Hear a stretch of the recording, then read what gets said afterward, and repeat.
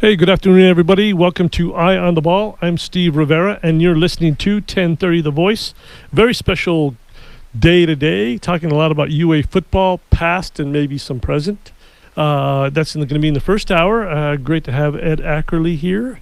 We are not going to talk politics. He's running for mayor, of course. And we're going to have the great, any word you want to mix it, Ricky Hunley in. He'll be calling in from Los Angeles. I spoke to Ricky, 2-3 months ago at a big event earlier this year and said, hey, can you be on the show? And he said, sure. Ed kind of made this happen. Not kind of, he did make this happen. We're going to preview a lot of things high school-wise and the big event that's coming up with Coaches for Charity. Is that correct, Ed? Yes. Uh-huh. Yeah, something that I didn't realize has gone on 12 years now. How did it start? Well, we had a request from a client to come up with an event to celebrate the 25th anniversary of the Lodge at Ventana Canyon Golf Course. And so our advertising agency, Ackerly Advertising, put together this plan to start something, and we were going to do a all coaches from the University of Arizona golf tournament. At the time, Jim Livengood was the athletic director. Mm-hmm. And he said, yes, we'll do it. We'll get all of our 19 coaches involved. We'll have a great tournament. We'll raise some money for kids. And about 2 weeks later, he was off to UNLV. And Mr. Byrne came in, and so that didn't happen. We did have 2 golf tournaments, and Ricky played in the first one, actually. And we had 2 golf tournaments, and then we realized that we were doing a lot of work, and we were doing more fundraising than we're doing fundraising. So we kind of metamorphosed. Bill Baker joined our team, Janet Hare, and we came up with this concept of doing what we called at the time a jamboree. We had 2 high school football games back-to-back on the same field on the same night at Tucson High School. It was a wonderful, wonderful idea, except for, I don't know if you know this, but it rains in Tucson in August. Especially at that time of year. There was a thunderstorm. We were delayed. The second game didn't really get over with until about just before midnight. It seemed like it went on forever, and we just can't do that to kids when they got to be at school the next day because we played on a Thursday night. So, so we ended up coming up with this format that we have now, which has been excellent. We play 4 high school games. We call it the Kickoff Classic, and it's fantastic. It really highlights high school football in Tucson, and that's just one of many things that we do. Well, so it morphed into a lot of different things, and you like what you have now. Yeah, it's really cool. So what we do really is a bowl game for these high school players, and what I mean by that is that with all due respect, the high school programs in this town are not going to turn out a lot of Division I players. Maybe there'll be some Division II, Division III, maybe some NAIA, some junior college players. And so a lot of them won't get the experience of being, like the Arizona Bowl, getting to go to the bowl game and getting to experience that. So for the high school football players, we give them a banquet. We give them an experience with the media. We give them experience in some highlight games where they're the focal point, and it gives them kind of a taste of that. It's because for about 90% of them, they probably won't go on to the college game, Mm-hmm. and so it kind of caps off their career in high school in a really positive way. We do the similar thing. We do the Martin Luther King, the MLK Classic, we call it, and that's a basketball tournament. We get about 12 teams, and we play on McHale Court. And, I can say without a doubt that 99.9% of the kids that play high school basketball here won't be going on to play at the University of Arizona. We had Sean Elliott so far. Mm-hmm.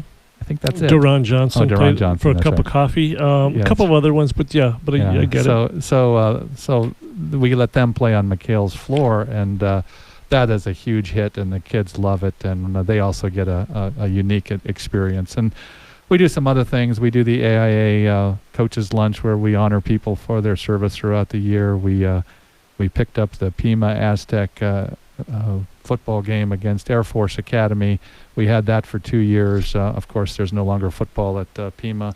We've been involved in some other things. We do the Ross Scrooge Cougar Classic, which Dale Lopez has done for 37 years on his own, but we've affiliated with him and help him with publicity. And that's a basketball tournament for little kids, junior high school and 6th grade, and they get to play on high school gyms. So it's the same kind of a thing. They're playing on concrete courts outside, and they get to come and experience what it's like to play inside a big, giant high school gym. And for them, that's an exciting experience. So it's all about raising scholarship money for athletes. We'll get to this event down the road is when Ricky calls too, and we'll kind of go in and out as people know how I ask questions. But how important you're a native, you've been around a long time, and you deal with athletics at this level and variety of levels. The importance of successful people when it comes to athletics.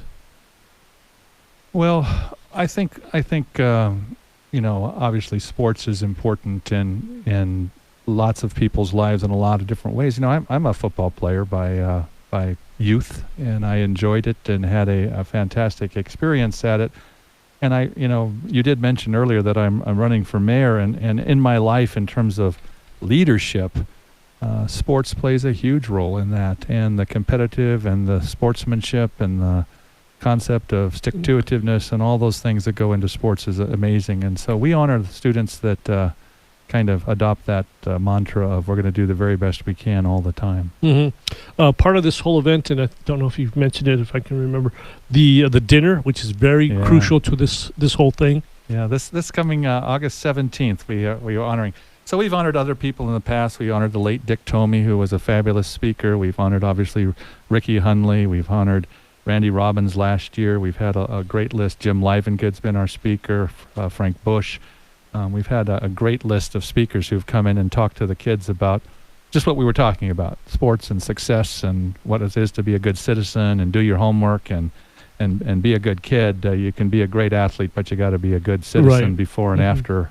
And so we had some good motivation. Well, we're honored to have Julius Holt, who is obviously the president of the Tucson Youth Football, and this is his last year in that helm, and he's being honored in a lot of different ways this year because of his dedication to youth sports. And he also is a contemporary of Ricky and Randy, and I know Ricky's going to give you some stories here about Julius and what he knows about Julius. But he's going to be our keynote speaker, and Ricky and Randy are going to introduce him on the 17th, and Julius is going to talk to the kids about what it's like to be a good sport and how to do it right.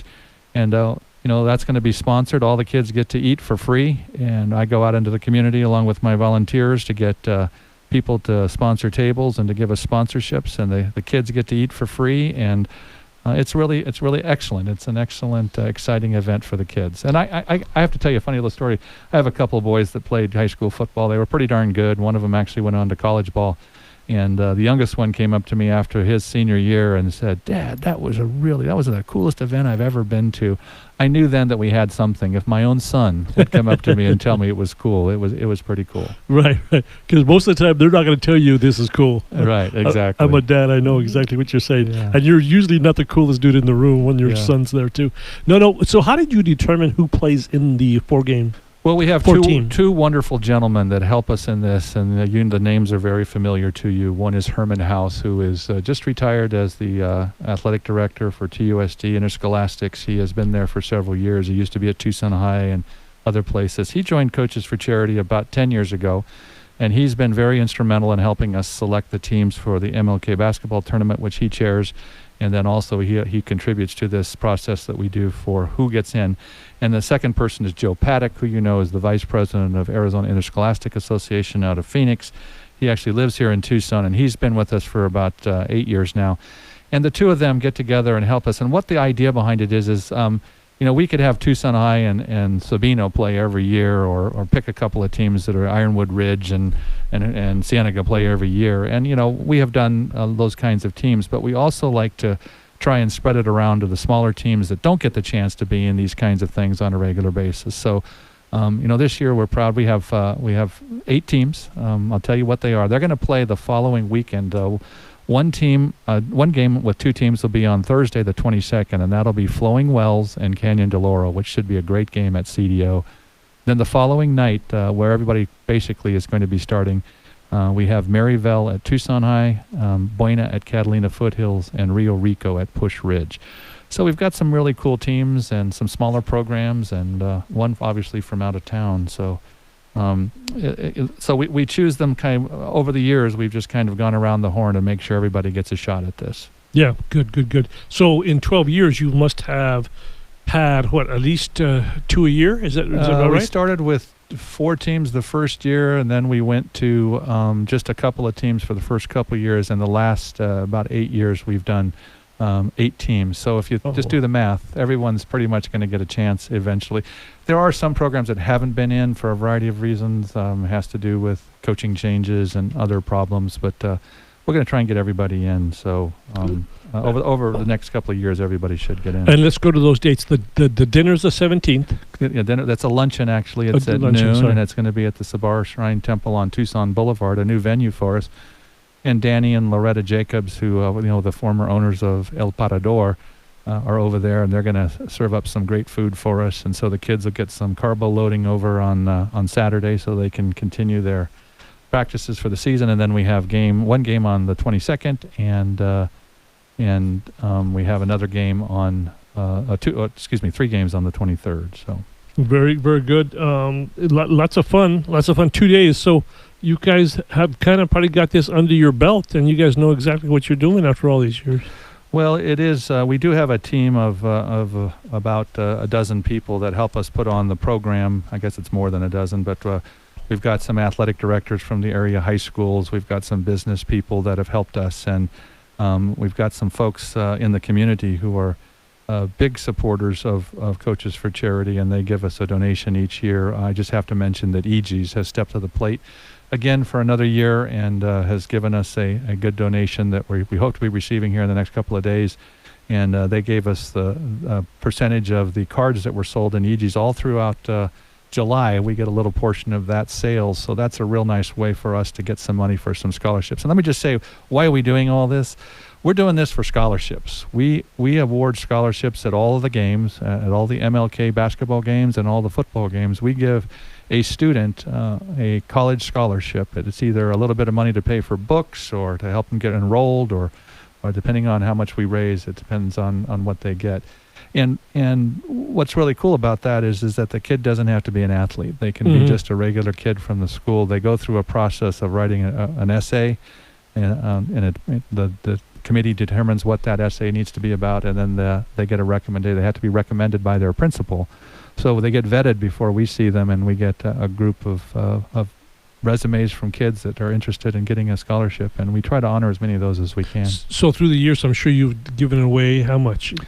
Oh, we're up well over $40,000 now in scholarships, if you count all the things that we've done over the last few years. Yeah. I guess the other thing I need to tell you too is each of our schools gets to nominate a person from their team, and we honor one person from it's usually a faculty member or coach or athletic director type person from each school at each of the football games and at the MLK get recognized for service awards. And so not only have we recognized kids, but we also recognize their mentors and coaches, and so that's a nice little addition to the product. We call them signature coaches, and they're really cool. Great.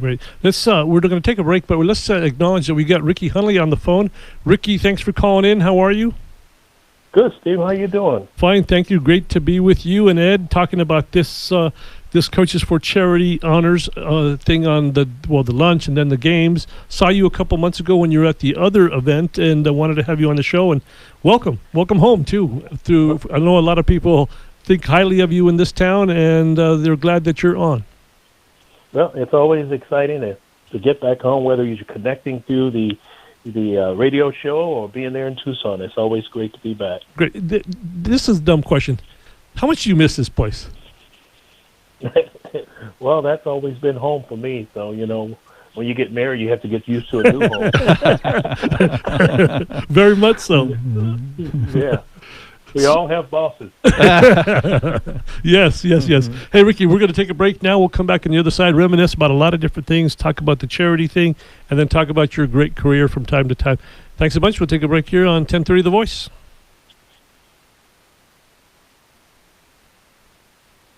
Hey, welcome back to Eye on the Ball here on 1030 The Voice. I'm Steve Rivera with Ed Ackerly in studio and Ricky Hunley on the phone. So, Ricky, why do you get involved with this? I know you've been in this for a couple of years now, probably longer than that.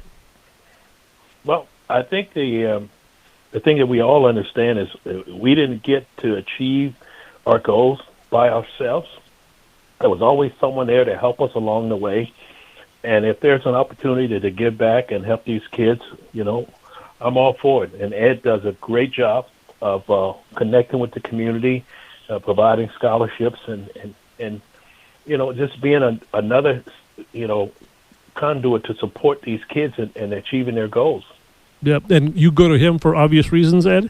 Well, he's obviously the best football player that the University of Arizona ever has had, and we appreciate Ricky coming out to our very first golf tournament with his brother and being part of that process, and he's helped us ever since to help us with this project of honoring coaches and honoring students. So we just really appreciate what Ricky has done for us over the years. It's funny, Ricky, I've had David Adams, I've had Jay Dobbins, I've had Kaiser, and all those guys from your time, before and after your time, and I say, who's the best player? They, without question, say Ricky Hundley. And when we talk about basketball, they say Sean Elliott very quickly, very easily. How do you handle that definition, or do you?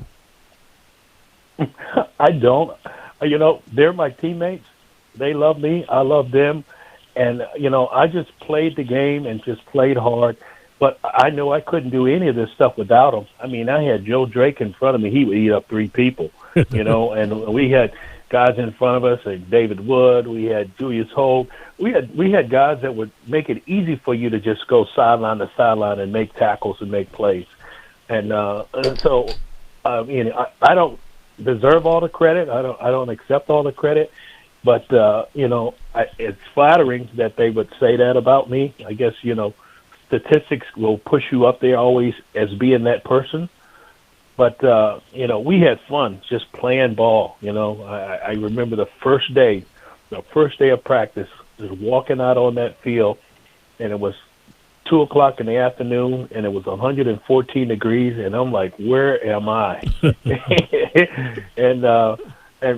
But it was special because we all went through it together. We went through the tough times together, the grind times together, and that's what made it special.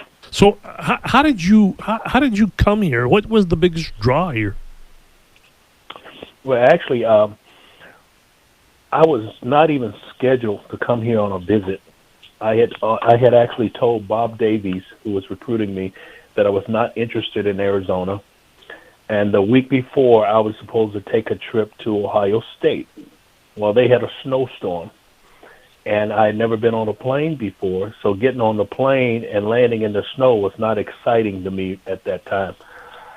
My mother's sister was stationed at Fort Huachuca, and I was being, encouraged by my high school coach who actually walked on at Arizona in the 60s. His name was Mo Oldenwelder. He was a linebacker back in the day. And he said, hey, take a trip out there, go see, check it out, explore your options. And so I called Arizona. I said, I'll take that trip. I'll get a chance to see my mother's sister, who's Rita Harris, who actually still lives there now, and she was stationed at Fort Huachuca. And I had no intentions of staying there, committing there, or coming there. When I got off the plane, it was 85 degrees in February. I dropped that big old Letterman's jacket, and we were doing the recruiting visit up in the Wildcat Club that overlooked the baseball field.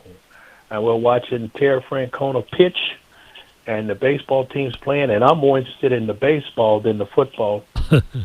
And Coach Mason comes over to me, and he says, hey, you play baseball, don't you? I said, yes, sir. He said, well, you could play here. I said, really? I said, well, I don't think I could play here because they say that you can't, you have to go through spring ball and you're going to miss baseball. Well, he said, well, who told you that? I said, well, it was Maryland, it was Carolina, it was Ohio State, and they said that I can't play baseball. He said, well, you can play here. I said, well, can I use your phone? He said, yeah. I said, can I call my mom? He said, yeah. And I said, Scholar, cancel Notre Dame, Nebraska, and Ohio State. I'm going to Arizona. I committed because of baseball. That's very funny. That's very, very cool. Very cool. And so how did that go? How did it go? Yeah. The baseball part of it? Right. I actually, was a walk-on along with Kevin Ward in my freshman year. And they only used me as a pinch hitter and a pinch runner in one game, I think. And I made All-American as a freshman All-American in my first year. And I said, well, I think maybe I should just stick to this football.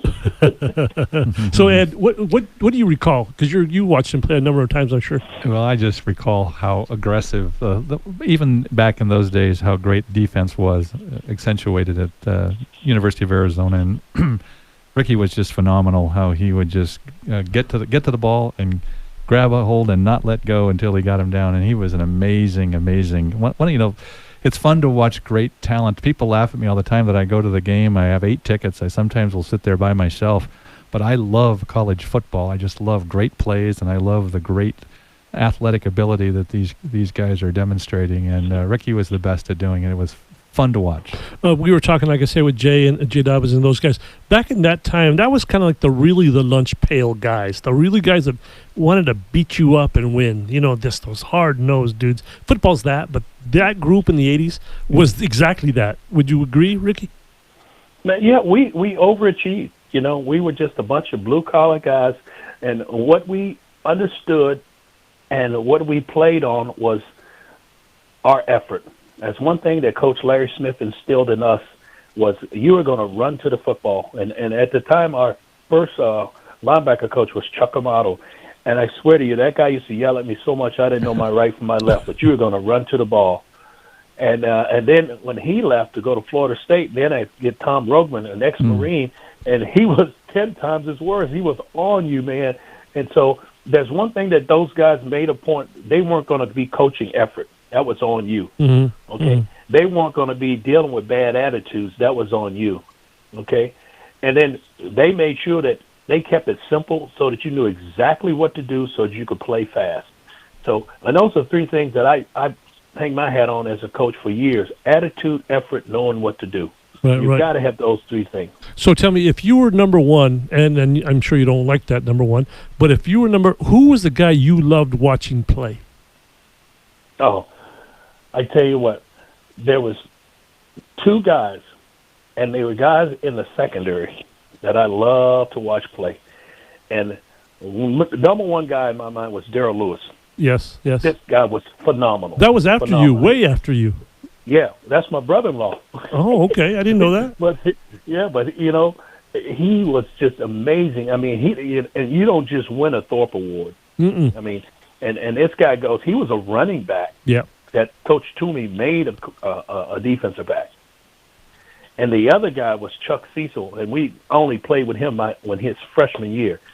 But to be as small as he was, to be a walk-on guy, to achieve everything that he was probably the most dominant player, pound for pound, in the history of Arizona football.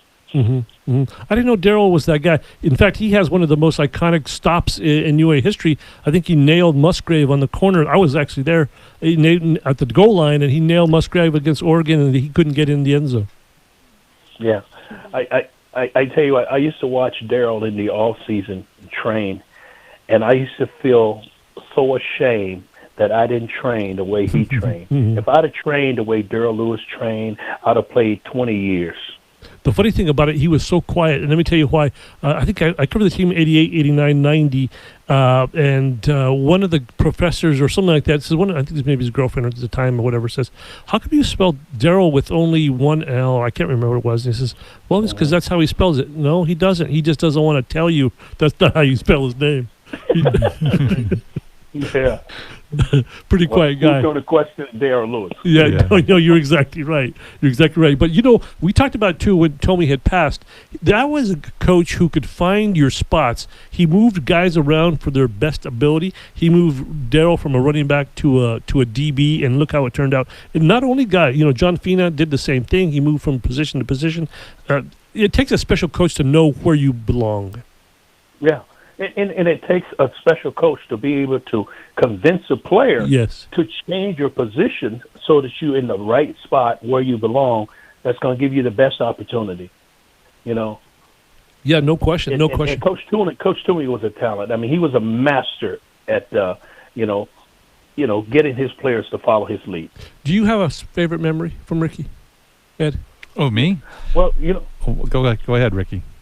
A favorite memory of what? I was asking Ed if he could remember some kind of thing, maybe a huge play that you came up with, or there was some stop or whatever. Ed first. I what I remember from Ricky was when he would make an incredible stop, he'd pop up out of the pile and celebrate and head back over to and that just pumped up the team. And I think you're right, Ricky. I think that your guys were overachievers. They maybe weren't the fastest, strongest, but they just overachieved. They did everything they could, and you were a big reason for it because they saw you busting your butt every single play. Yeah. I remember on a certain occasion when we were playing at Washington State, and and up there it always rained. Mm-hmm. We were playing in the rain, and Julius Hope was playing defensive tackle in front of me, and he was just busting his butt trying to get to this guy running off the edge. And of course, he was in my way,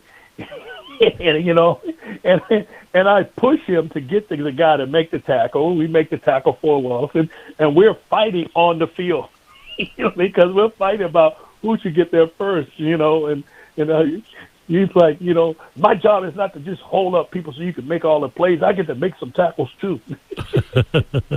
Very true. How was it? I covered basketball most of my career here, and from the guys, what they played hard for Lute. They didn't want to disappoint him. They played hard, and that was a lot of behind of their success. But how was it for you guys playing for Larry? Oh, it was the same. It was the same. You didn't want to you didn't want to disappoint him. He poured so much into his teams, and you saw it. He wore his emotions on his sleeve. He would cry at the drop of a hat, because he cared so much. I mean, especially for a big loss. Mm-hmm. Oh man, it would just tear him up because he knew it would tear us up.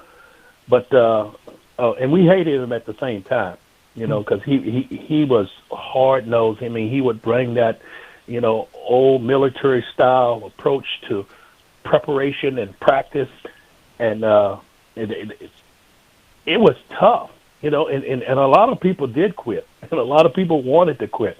But he had his motto was, "Those who stay will be champions." And you buy into those who stay will be champions. I mean, that was Bo Schembechler's mantra for years, and it's the truth. You got to work through the tough times in order to be a champion. Yeah, no question. Did you take some of the way he talked or his motions with you as a coach?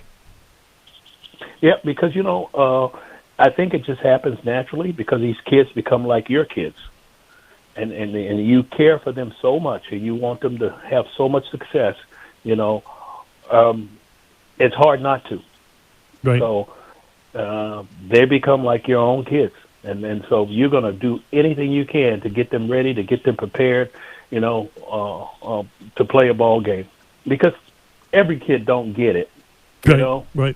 And when you're dealing with 100 and some kids, it's really a tough job for a head coach to make sure that everybody is ready to go on game day. Yeah, in fact, I kind of want to transition with there, but I have somebody texting me for a question about Stanford. Let's go there real quick. I know you've been out of coaching for a little bit.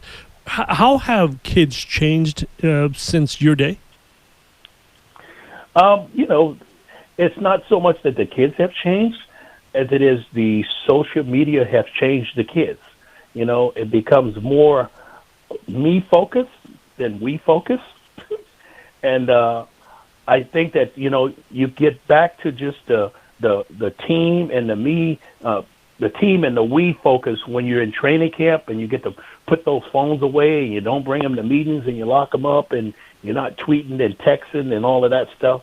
I think that has changed the game. That has changed the kid more than it has changed the game. Right. In fact, I spoke to someone, I think it was last week, maybe Joe, I can't remember who it was. He said, the kids haven't changed. It's the parents who raise them have changed. You got that right.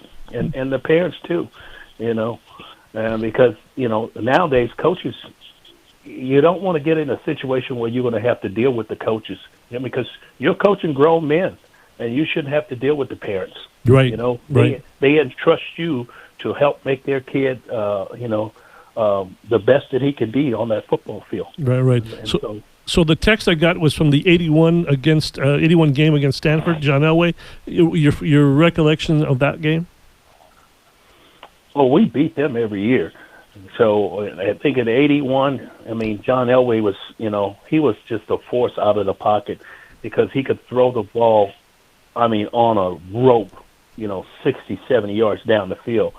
And so, my job was to chase his ass and get him down, and he didn't like me, I didn't like him, because I wanted to win and he wanted to win, and he was a super talent. And I think on one particular occasion I got a personal foul penalty because I course collared him and threw him out of bounds into the trunk. It's a lot of great memories. You have a lot of great stories to tell, I'm sure. Hey, let's take a break here, Bob, and then we'll come back on the other side, talk more about Ed's big thing going on here at the end of the month that you'll be here to visit. Hey, welcome back to Eye on the Ball here on 1030 The Voice. I'm Steve Rivera, your host, in studio with Ed Ackerly and on the phone with Ricky Hunley, the former U of A great. Hey, so tell me, when you and Randy and Julius and your brother and all those guys get together, who talks the most smack? Julius. I think you're right. He's from Washington, D.C., 14th and E. That's what they do. And in his mind, he was probably the best player, too. In his mind, yeah, sure. If he could, and when he could keep up. How much fun did you guys have, or do you have together, and now and then maybe back in the day? Oh, we still have fun together. I mean, here it is, 30-some years later, and we're still like brothers. I mean, it is the greatest fellowship and friendship and kinship that you can have when you can. I mean, how many people can say that they at least on a bi-weekly basis, you speak to your brother who's been your teammate? I mean, we do. We talk all the time. Every time he comes to L.A., he's always come by the house. And I come to town, the first person I call is Lamont and Julius. I mean, it's a friendship that will last forever. Yeah, no, and that's what it's all about. People don't understand. In order to have a good team, a special team, you have to have those relationships with guys. You could say things to them that they understand where you're coming from. You get up in the morning, do it again, and want to play for each other. Yes, absolutely. And we had a ball doing it. So tell us some dirt on Julius. We got him coming in on the 17th. He's going to give a keynote address to the 400 high school football players, and hopefully you and Randy are going to introduce him. What are you going to say about him that we can tease him about? No. We can't divulge those secrets early. Just know that there'll be some great information, some great intel on Julius Holt that will be that for the public to hear. He's been on the show too a couple of times actually in studio, and we have a good rapport going back and forth. It's a lot of football insight, a lot of good stories about all you guys. Yeah. Well, Julius, he does a great job with the youth football program. I mean, it's like Ed. Ed's been doing this since 2006, and I mean, to have that kind of commitment and that kind of dedication that you're giving back to the kids, and all you need is just a few people. Just donate. Just sponsor a kid. Just sponsor a table, whatever it takes to help these kids. Because trust me, these scholarship dollars go a long way to assisting these kids with their education. And it's not necessarily kids that play football. I mean, there's some kids who get injured and they can't play football. They still got a chance to get an education. So it's a great thing that Ed is doing for these kids.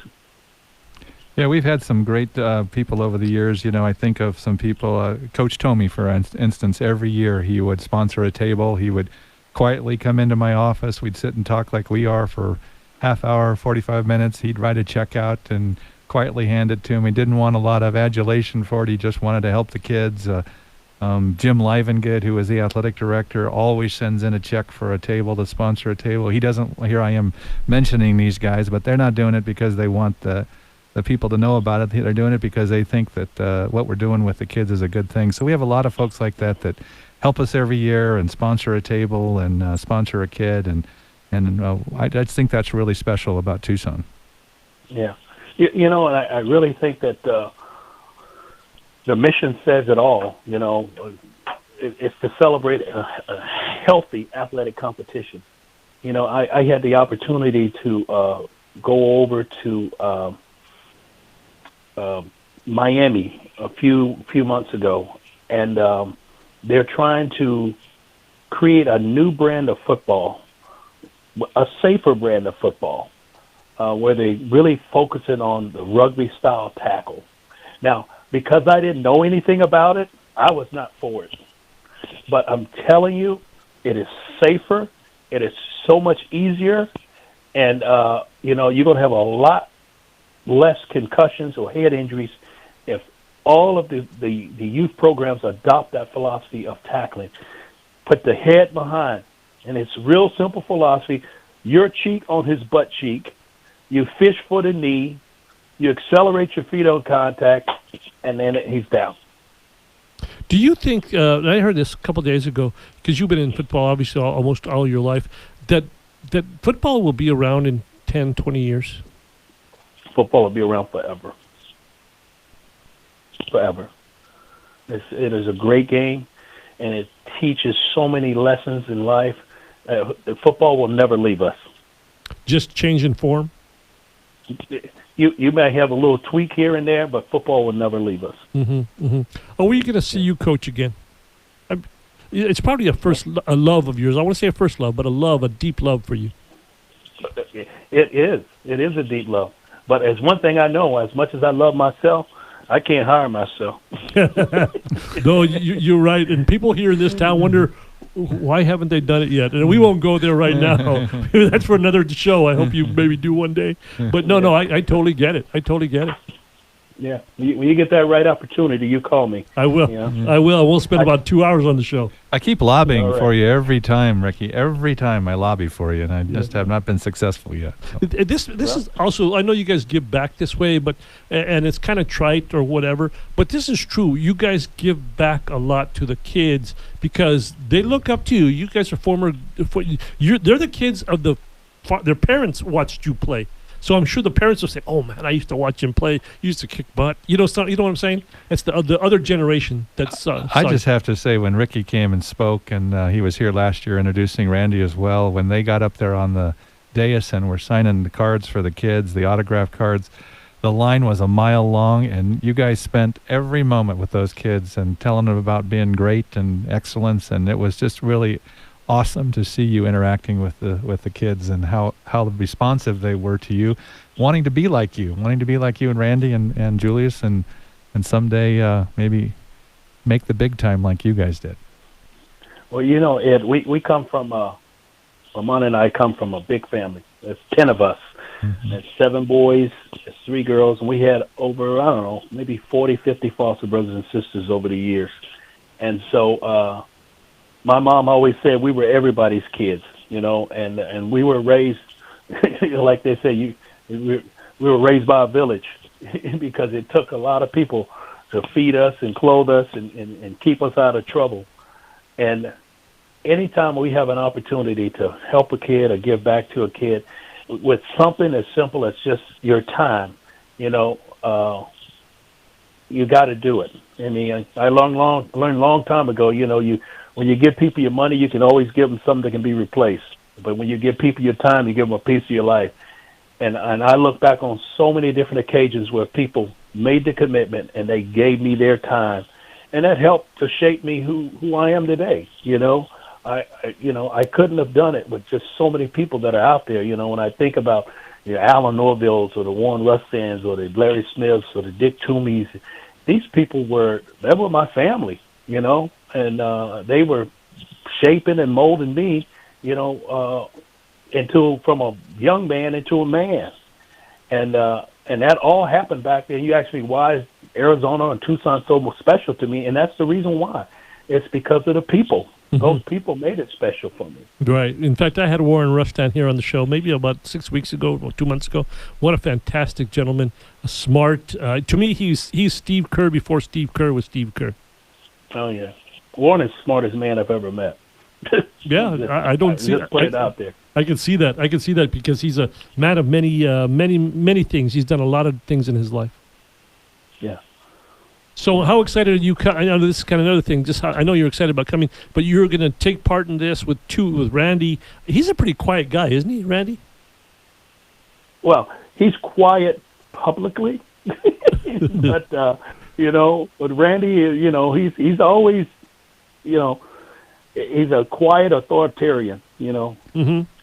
Yeah, his speech last year to the kids was awesome. I thought what he said to the kids, and having you there introducing him and what he said to the kids, walking around the room and keeping their attention, that was just an amazing process and we know that Julius will be a little bit more out there, a little bit, he's got a great sense of humor. He's going to be telling some jokes and probably talking about you and Randy too. So we're looking forward to hearing what Julius has to say to the kids. Yeah.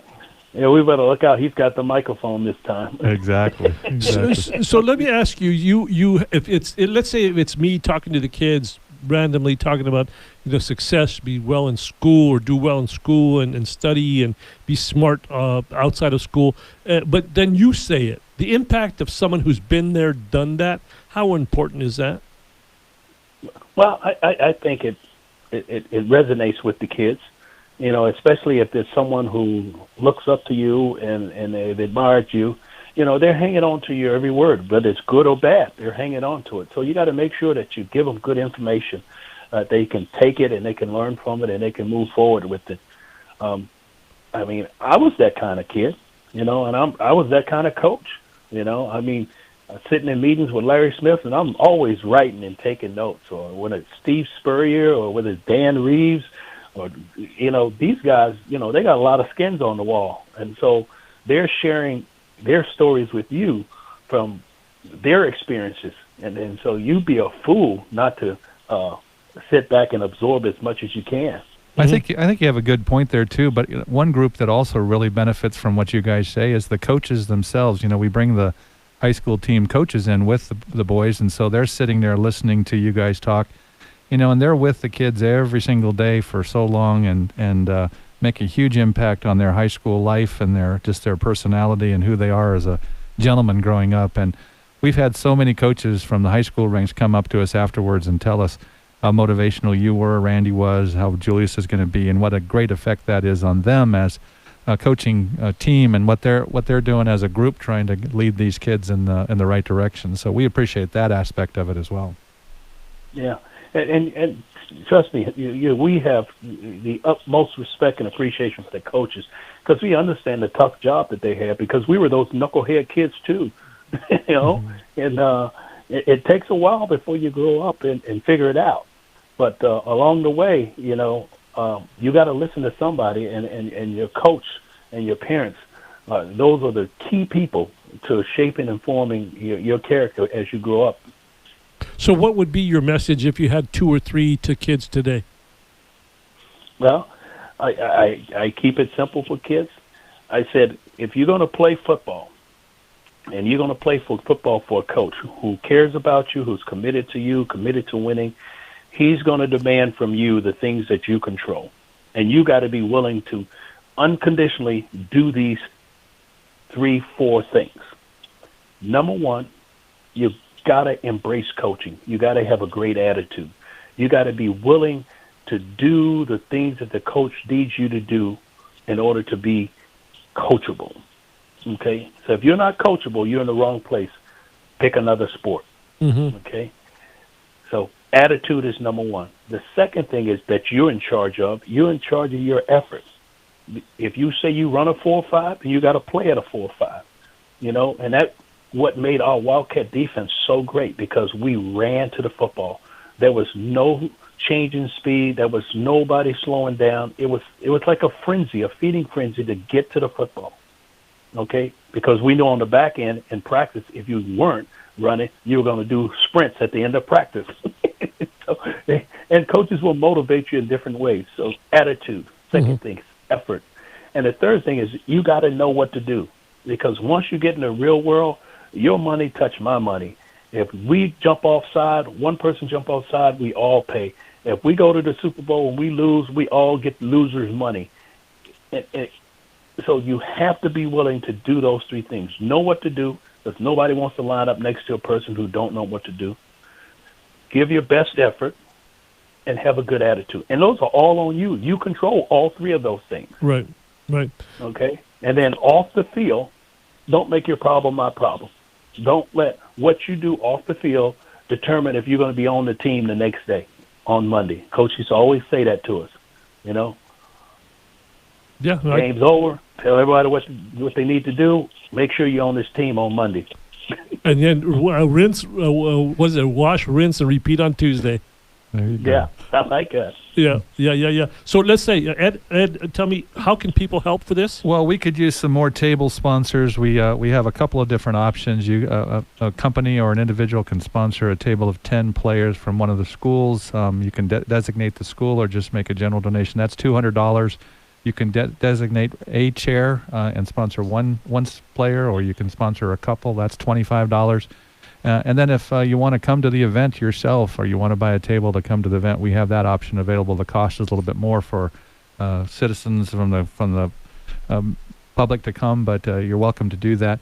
You can look at everything at coachesforcharity.org, O-R-G, coachesforcharity.org, and that has all the information. You can purchase a table there online, or you can give a call to us, and we can facilitate getting a check from you. Great. And then you have these great guys coming in to help you push those buttons for the people and enjoy their company. Well, we know for sure that Randy's going to be here telling some stories. We're hoping that Ricky can make it to tell some stories, and we are just really looking forward to hearing what Julius has to say. And, you know, in his final year as the president of Tucson Youth Football and Spirit Association, he's done an excellent job. He's going to hand the mantle off to somebody else after the season, and he's been honored back at his high school. As a matter of fact, he's skipping a induction into his high school's Hall of Fame because he's going to be here with us. But he's been recognized a couple of different times for a couple of different organizations over the last couple of months here. And I think they're just recognizing the great leadership that Julius has provided to the youth football organization here in town, and what a great spirit he is helping our youth in Tucson. So if Ricky comes, how long are you going to be here? About a day, 24 hours? 48. We'd get him here on Friday, and he'd leave on Sunday. So just picking your brain real quick, favorite restaurants? I like Mexican food, so wherever he takes me, I'm gone. And as long as he's paid. Yeah. Es muy importante. Vamos a la cocina, por favor. Yeah. Great. Hey, Ricky, great to hear from you. Great to talk to you, and we'll talk about other things on the next show. Okay, Steve. Thank you, and thank you, Ed. And this is the best way ever to kick off the high school football season. It's through Coaches for Charity, because trust me, the money goes towards a great cause and helping kids get scholarships to get into school and get an education. And I mean, people, support it any way you can. You won't want to miss it. It'll be a great evening.